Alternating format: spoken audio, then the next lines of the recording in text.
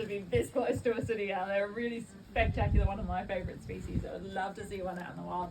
They're really difficult to spot because you think of the dappled sunlight coming through that rainforest, it's going to be pretty difficult to find them. So listen out for their calls. They have this really eerie call. Did you guys hear Marlowe scream? No. At some point? Yeah, you guys did. So they sound kind of like, not a very nice call, but think of that. But it's sort of like a descending whistle. So these guys sound kind of like, it's really creepy. But listen out for that. Did I do that good? Listen out for that because otherwise they can be pretty difficult to see unless you have very good eyesight. So I spent a couple of weeks up on the Gold Coast hinterland looking for grey sooty owls and did not